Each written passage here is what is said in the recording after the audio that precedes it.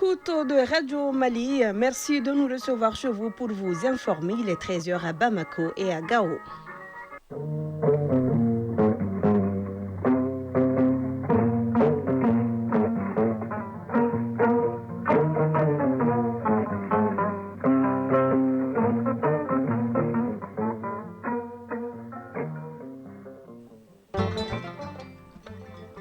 Mesdames et messieurs, en vous espérant en santé, bonjour au micro, Brahma Traoré. Et Fatou Djabi, voici les titres. Bientôt une boussole pour bien éclairer le chemin vers la paix et la cohésion sociale au Mali. Finalisation de la Charte nationale pour la paix et la réconciliation nationale avant sa remise officielle au président de la transition. Les travaux ont débuté hier. La justice a alourdi la peine de l'ancien président mauritanien Mohamed Ould Abdelaziz. Il écope de 15 ans de prison ferme, une peine beaucoup plus lourde que celle prononcée en première instance. Pomper du pétrole comme s'il n'y avait pas de lendemain. La formule choc est du président ghanéen. John Dramani Mahama appelle les investisseurs internationaux à accélérer la production du pétrole brut au Ghana. La France, l'ancien chef de l'État Nicolas Sarkozy bénéficie d'une libération conditionnelle. Le bracelet électronique qu'il portait depuis 3 mois a été retiré hier. C'est une école pour les jeunes griots. Les grands tours du Mandé les initie aux techniques d'expression orale et aux valeurs qui fondent la société malienne. La 13e édition du rendez-vous culturel s'est ouverte à Kila. Au tournoi des Challenge Trophée de handball, le Mali a battu hier la Mauritanie, pays hôte. En football, les demi-finales de la CAN des moins de 20 ans Égypte 2025 se jouent cet après-midi. La leçon du sport ce jeudi s'intéresse à la photo personnelle en basketball. C'est un passage obligé pour tout avocat qui prétend défendre un client. Le serment dont il s'agit engage la conscience de l'avocat et incarne les fondements de sa mission au service de la justice.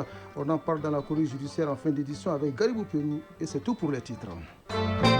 C'est une ultime étape avant sa remise officielle au président de la transition. Le projet de la Charte nationale pour la paix et la réconciliation nationale est en train d'être finalisé par les membres de la Commission nationale en charge de sa rédaction. Oui, la nouvelle charte servira de boussole pour consolider la paix et renforcer la cohésion sociale après plus d'une décennie de violence et de conflits dans notre pays. Le compte rendu de Boubacar Babli Touré. Dernière ligne droite pour les membres de la Commission nationale de rédaction du projet de la Charte nationale pour la paix et la réconciliation nationale, réunis pour finaliser le document. Un processus qui intervient après la consultation des forces vives du pays, des personnes ressources et l'ensemble des institutions de la République assorties d'amendements. Cette charte, considérée comme le document de référence, va désormais remplacer l'accord pour la paix issu du processus d'Alger. Elle prend en compte tous les paramètres pouvant conduire à la paix et à la réconciliation tant souhaitée par les Maliens. Zeyni Moulay, membre de la commission de rédaction du projet de la Charte nationale pour la paix et la réconciliation nationale.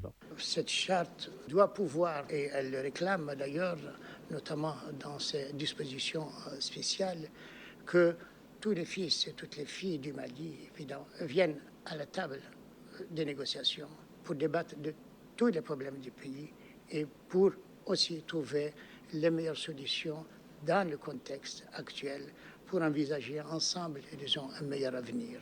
Ce projet de document de la Charte nationale pour la paix et la réconciliation nationale évoque 5 thématiques majeures, parmi lesquelles la justice, la sécurité et la défense.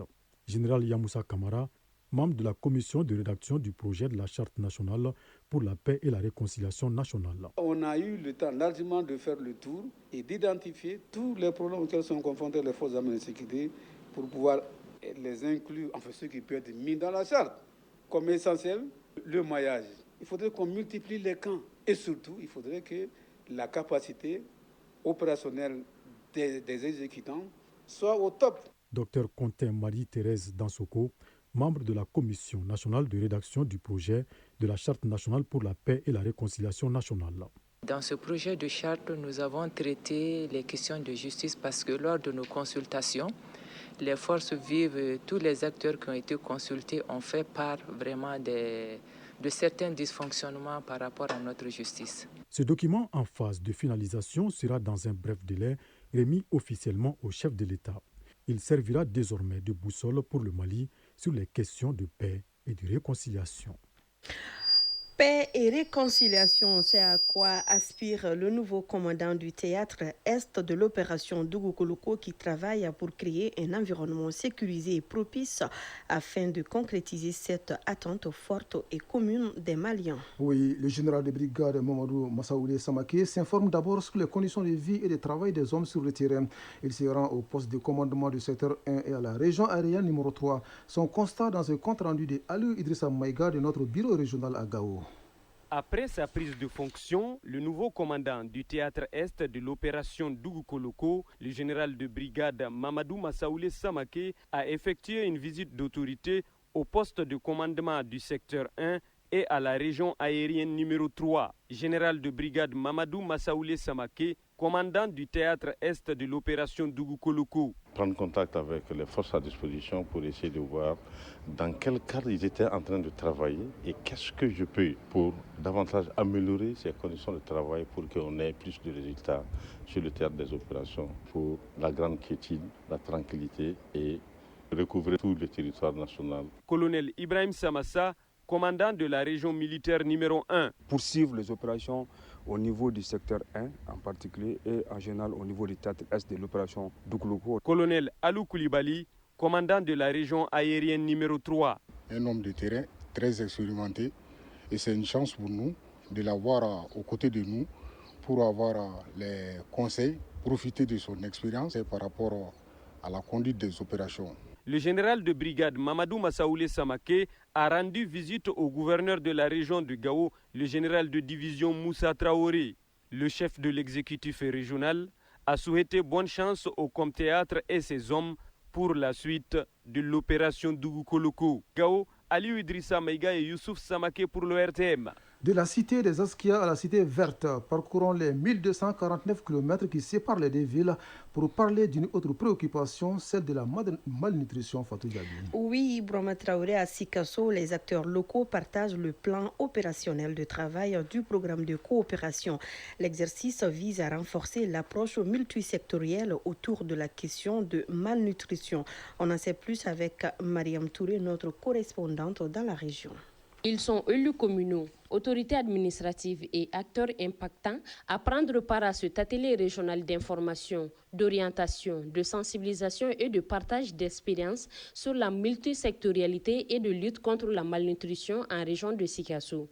Une initiative de la Direction régionale de la santé avec l'appui technique et financier de l'UNICEF. Professeur Abdoulaye Touré, chef de bureau UNICEF Sikasso. L'UNICEF, en partenariat avec les acteurs clés, ont opté pour le renforcement de l'approche multisectorielle autour de cette question de malnutrition en fonction de la nature de ces déterminants.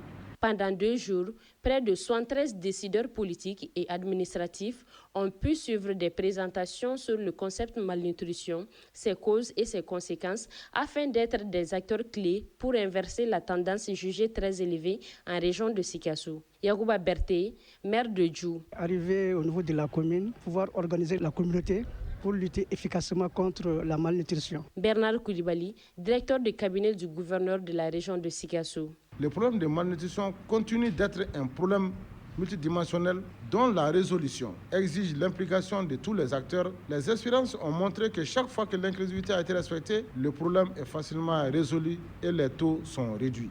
Il faut signaler que Sikasso, la région nourricière du Mali, connaît les taux les plus élevés de malnutrition chez les enfants, avec plus de 9 442 cas de malnutrition modérée et 16 036 cas de malnutrition sévère sans complications, selon les autorités sanitaires. Une visite de terrain au centre de santé de référence de Sikasso a permis aux participants de mesurer l'ampleur du phénomène. Sikasso, Mariam Touré et Taïrou Konaté pour l'ORTM. Du parti avec 99,67% lors d'un congrès extraordinaire. Mais une question reste à régler, celle de sa candidature à la présidentielle d'octobre prochain. La justice ivoirienne a ordonné sa radiation de la liste électorale il y a quelques semaines, ce qui lui aura inéligible. Au Togo, des dirigeants africains étaient réunis à Lomé pour évoquer la question de la dette publique des pays du continent. Face à la menace que fait planer sur le surendettement pour les économies africaines, les participants ont plaidé dans leur déclaration finale pour des annulations de dettes au cas par cas et pour une meilleure architecture financière internationale. 25 pays se trouvent en situation de détresse liée à leurs dettes ou face à un haut risque de surendettement d'après le FMI et la Banque mondiale. En Mauritanie, l'ancien président Mohamed Ould Abdelaziz écope de 15 ans de prison ferme, une peine beaucoup plus lourde que celle à laquelle il avait été condamné en première instance. L'ancien chef de l'État mauritanien était jugé en appel depuis le mois de novembre 2024 pour avoir abusé de son pouvoir en vue d'amasser une immense fortune. La défense, qui promet un pourvoi en cassation, estime que la condamnation de Mohamed Ould Abdelaziz de blanchiment ne tient pas car la loi de ce crime, selon elle, a été promulguée après le début du procès. Pomper du pétrole comme s'il n'y avait pas de lendemain, une formule choc du président ghanéen John Dramani Mahama qui s'exprimait lors de Africa CO Forum qui se déroulait à Abidjan en Côte d'Ivoire. Il appelle les investisseurs internationaux à accélérer la production de pétrole brut au Ghana. Objectif, faire en sorte que son pays puisse profiter de la manne pétrolière avant que la transition mondiale vers les énergies renouvelables ne réduise la demande en hydrocarbures. Le chef de l'État ghanéen entend développer la production d'or noir en déclin depuis de nombreuses années.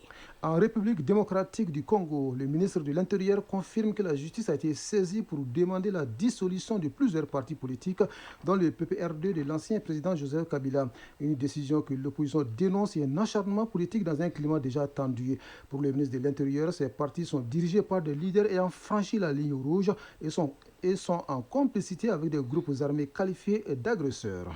Et pendant ce temps, au Soudan du Sud, Amnesty International dénonce la violation de l'embargo sur les armes. Selon l'ONG, le déploiement de soldats ougandais armés et d'équipements militaires au pays constitue une violation flagrante de l'embargo sur les armes qui expire le 31 mai 2025. Amnesty International demande donc au Conseil de sécurité des Nations Unies de renouveler la mesure imposée en 2018. La raison, depuis plusieurs mois, le pays s'enfonce dans un nouveau cycle de violence entre les partisans du président Salva Kiir et ceux de son vice-président Riek Machar, arrêté en mars. En Éthiopie, la commission électorale a annoncé hier la radiation officielle du Front de libération du peuple du Tigré des listes des partis politiques du pays. Cette révocation fait suite à une suspension en février dernier lorsque le TPLF n'avait pas organisé d'assemblée générale comme l'exige la loi électorale. Le Front de libération du peuple du Tigré, qui a dirigé l'Éthiopie pendant près de 3 décennies, perd officiellement son statut de parti politique. Une décision qui conteste le mouvement tigréen. Au même moment, Brahma Traoré en Afrique du Sud, le président Cyril Ramaphosa et son homologue américain Donald Trump doivent se rencontrer le 21 mai prochain à la Maison-Blanche. Ce déplacement du président sud-africain à Washington vise à réinitialiser la relation stratégique entre les deux pays, selon son bureau. La Maison-Blanche n'a pas commenté dans l'immédiat cette rencontre qui serait la première de Donald Trump avec le dirigeant d'un pays d'Afrique depuis son retour au pouvoir en janvier. Cette entrevue prévue entre les deux dirigeants fait suite à certaines affirmations selon lesquelles un génocide est commis contre les fermiers blancs d'Afrique du Sud. Accusation rejetée par Pretoria qui estime que les blancs ne sont pas persécutés. Déjà, l'administration Trump met en œuvre un plan de relocalisation pour les agriculteurs afrikaners minoritaires. Dans ce cadre, le pays a accueilli lundi 59 Sud-Africains blancs en tant que réfugiés. La France convoque le chargé d'affaires algérien à Paris pour dénoncer ce qu'elle appelle la décision injustifiée et injustifiable d'Alger d'expulser des fonctionnaires français. Les sources françaises, ce sont 5 agents qui ont été expulsés, soit en dessous des 15 expulsions annoncées. Selon le chef de la diplomatie française, Jean-Noël Barrot, ce sont les mêmes profils qui devront quitter la France. Et nous restons en France où le bracelet électronique de l'ancien chef d'État Nicolas Sarkozy a été retiré hier. Il a pu bénéficier des dispositions légales permettant de demander une libération conditionnelle. Étant âgé de 70 ans, il avait la possibilité d'y accéder et ce, avant la moitié de sa peine. Nicolas Sarkozy avait été condamné en première instance le 1er mars 2021, puis en appel le 17 mai 2023 et la Cour de cassation, la plus haute juridiction, avait rejeté rejeté en décembre 2024 son pourvoi. L'ancien locataire de l'Élysée avait donc dû se résoudre à exécuter sa peine. En Turquie, des négociateurs russes et ukrainiens se retrouvent ce jeudi à Istanbul pour des pourparlers directs.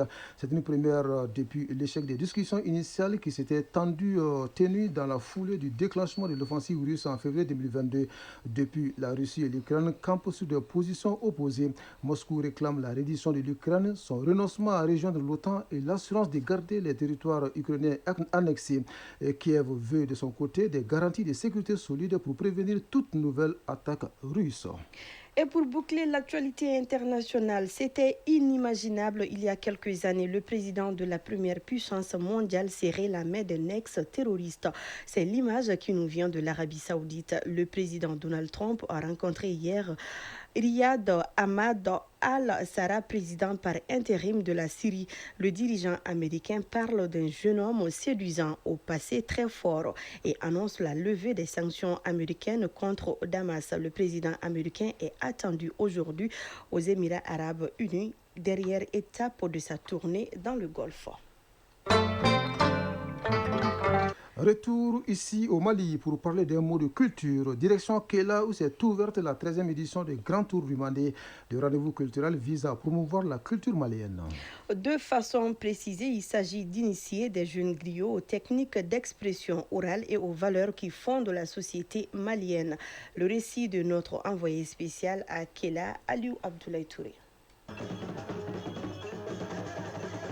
À Kéla régnait une effervescence particulière. C'était la célébration de la 13e édition de l'événement culturel Grand Tour du Mandé, un événement qui magnifie la culture dans toute sa splendeur. Bramos Mono est initiateur du Grand Tour du Mandé. On ne peut jamais prétendre connaître un homme, une population, sans le connaître dans sa dimension culturelle. Revaloriser, rehausser la culture du Malien. L'importance de la question de la culture justifie le déplacement ces jours du ministre de la Culture à Kéla, Mahmoud Dafé. D'inculquer les valeurs sociétales aux jeunes du Mali. Ce travail que Bramos Mono fait depuis 13 ans, avec ce grand tour du Mandé de Kéla, mais aussi, surtout avec cette école d'initiation, et c'est le lieu de saluer et de transmettre les chaleureuses félicitations de l'ensemble du gouvernement, parce qu'aujourd'hui, on parle du Mali que nous voulons, c'est à travers la jeunesse, c'est à travers l'éducation, mais surtout à travers les griots, qui sont les gardiens de notre société. Avec son école de Kalamblon, Bramos Mono initie les jeunes générations de griots aux techniques d'expression orale et aux valeurs culturelles qui fondent la société malienne. Assistant Kouyaté est disciple. Ça nous apprend, nous les jeunes Nyamakala, à comment parler, à connaître la culture du Mali et comment les choses se faisaient dans le passé et aujourd'hui. Le Grand Tour du Mandé est aussi un événement d'initiation au secret de la parole. Au dire du communicateur traditionnel, la parole possède des vertus. Elle constitue un levier pour la construction et la réconciliation nationale. Bramos Mono. Il faut se parler, il faut parler à l'autre, il faut écouter l'autre. Ensemble, on essaie de voir ce qu'il y a de bien à prendre dans les paroles. Nous, on a hérité de ce Mali. On doit les donner en héritage à nos enfants. Grâce à la ténacité et à l'éloquence du maître de la parole, le Grand Tour du Mandé s'est imposé comme l'une des plus grandes rencontres culturelles et il gagne chaque année plus d'envergure et d'accompagnement. Doukouré Fatmata Sangaré est de Orange Mali. Nous avons, sur le plan culturel, appris énormément de choses sur le Mandé, sur la culture, sur les griots. Avant de quitter le Mandé, après 5 jours d'initiation et d'apprentissage, les élèves de l'école du Kalamblon ont été édifiés sur le rôle et la place de Kaba dans le Mandé. Selon le communicateur traditionnel, c'est à Kaba que l'empire du Mandé a été fondé. Et c'est là également que la charte de Kourkanfouga a été proclamée.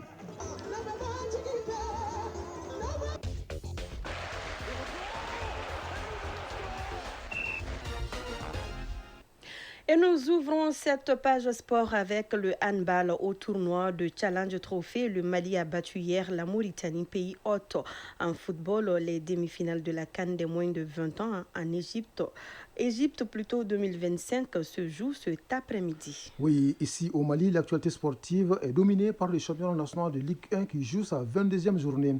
La leçon du sport de ce jeudi s'intéresse à la faute personnelle en basketball. La synthèse de l'actualité sportive porte la signature de Abdul Karim Kaba.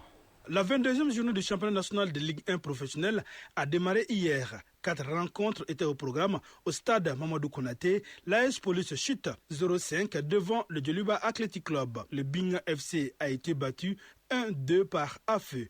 À Kati, au stade Salif Keïta, l'Union sportive de Bougouba perd 2-3 face aux 11 cratères de Nyarela.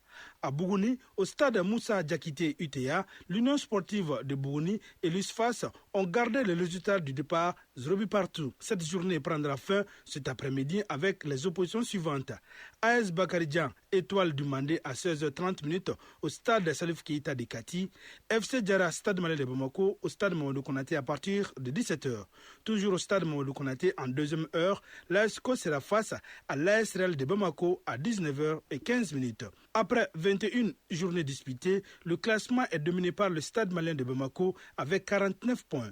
Le Djoliba AC est deuxième avec 41 points et l'USFAS ferme la marche avec 31 points. Toujours football, cette fois-ci sur le continent, CAN de moins de 20 ans, Égypte 2025. La demi-finale se joue cet après-midi. À partir de 15h, l'Afrique du Sud joue contre le Nigeria. À 18h, l'Égypte, pays hôte, sera face au Maroc. L'Égypte, le Nigeria, le Maroc et l'Afrique du Sud sont qualifiés pour la Coupe du Monde de la catégorie qui se jouera cette année au Chili. Handball, Tournoi Challenge Trophée IHF Mauritanie 2025. Les handballeuses des moins de 19 ans du Mali ont reçu leur entrée en matière dans la compétition.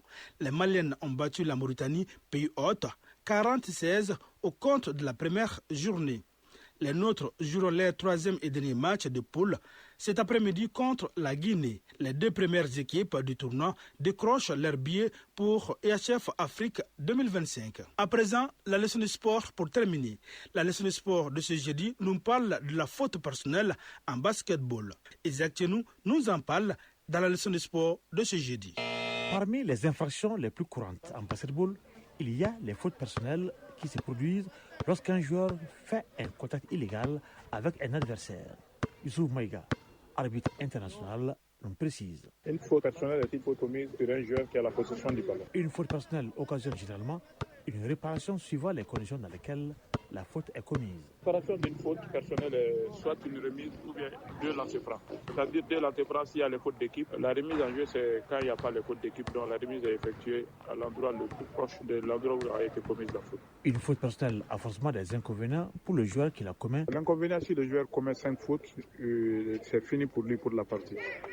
Il ne pourra plus continuer la rencontre. Même si c'est au premier quart-temps, s'il a 5 fautes, c'est fini pour lui. Donc ça peut impacter sur le jeu. Si c'est l'un des meilleurs joueurs de l'équipe, lui, il doit être out s'il a 5 fautes, il commet 5 fautes. L'accumulation de fautes personnelles peut changer le cours du jeu pour une équipe. L'impact de beaucoup de fautes pour une équipe, c'est quand l'équipe arrive à 4 fautes. Donc à partir de la 5e faute, deux lancers francs après chaque faute au cours de ces quart-temps. Par exemple, au premier quart-temps, si l'équipe commet 4 fautes, chaque faute après la 4e faute, c'est deux lancers francs pour l'équipe adverse. Si l'équipe a la possession du ballon, une fois qu'il y a la faute sur l'équipe, deux lancers francs. Les fautes constituent des violations de normes dans le basketball et entraînent des pénalités adaptées. Chronique judiciaire. C'est un préalable pour tout avocat avant d'assister quelqu'un en justice. La prestation de serment dont il s'agit est un impératif et impose à l'avocat le respect des règles dans ses activités professionnelles et extra-professionnelles. Fatou Diallo. Oui, Brahma Traoré, et le serment engage la conscience de l'avocat et incarne les fondements de sa mission au service de la justice. Plus de précisions dans la chronique judiciaire signée Garibou Pérou. Du latin advocatus, l'avocat est appelé à assister son client en justice. À ce titre, l'avocat prête serment pour sceller un pacte éthique avec la société et la justice avant même d'entrer en fonction. La profession d'avocat est encadrée par le bâtonnier, le conseil de l'ordre, le code de déontologie et par de nombreuses autres dispositions. Maître Ousmane Bouba Traoré, bâtonnier de l'ordre des avocats du Mali. Les postulants sont tenus de prêter serment devant la cour d'appel de Bamako en ces termes. Je jure en tant qu'avocat d'exercer ma profession avec honneur, indépendance, probité, délicatesse, loyauté et dignité dans le respect des règles de mon ordre, La prestation du serment n'est pas une simple formalité. Vous porterez à la fin du stage au CFPA la robe d'avocat. Une robe ornée de 33 boutons qui représente l'âge du Christ à sa mort. C'est le signe suprême de la dignité et de la grandeur qui devrait être votre credo au quotidien. La modération, la pondération et la prudence dans la conduite sont règles d'or. L'avocat exerce sa profession dans le plus grand respect des principes éthiques et déontologiques. Ayez à l'esprit que le peuple malien, au nom duquel la justice est rendue, veut voir des avocats qui ne renient pas leur serment pour aucun intérêt matériel, qui ne composent pas avec les deux parties opposées. Des avocats non porteurs de l'argent sale qui ne détournent point l'argent du justiciable. Le barreau pour les bâtonniers est et demeure fondé sur les valeurs morales qui sont incompatibles avec la corruption, le blanchiment des capitaux et les pratiques anormales au sein de la justice. Nelson Mandela, ancien président de l'Afrique du Sud et non moins avocat, qui affirma, je le cite, l'honnêteté, la sincérité, la simplicité, l'humilité, la générosité, l'absence de vanité, la capacité à servir les autres, qualité à la portée de toutes les âmes, sont les véritables fondations de notre vie spirituelle. L'écrivain humaniste malien et non moins philosophe, Amadou Hampâté-Bâ, qui affirme « Si vous voulez faire une œuvre durable, soyez patient, soyez bon, soyez vivable, soyez humain. » L'honneur, l'indépendance, la délicatesse, la loyauté et la dignité sont les principes essentiels de l'avocat. Acteur fondamental de l'équilibre démocratique au service de la vérité et du droit, le serment constitue pour l'avocat une boussole morale qui guide sa parole et ses actes dans la vie de tous les jours. 13h passées de 26 minutes, mesdames et messieurs, prenez soin de vous car chaque heure de vie est une chance et chaque jour est une grâce. Que la grâce d'Allah soit avec nous. Vous l'aurez compris, c'est la fin de cette édition mise en onde par Alimata Ouattara, mise en ligne Badji Touré. Ousmane Daou nous a aidé à la réalisation, présentation Brahma Traoré. Et Fatou Djabi, le prochain rendez-vous avec l'information, c'est à 19h30 minutes. Juste après nous, Astan Tangara s'installe pour la lecture des avis et communiqués. Merci à vous de nous avoir suivis. Belle fin de journée à vous, où que vous soyez.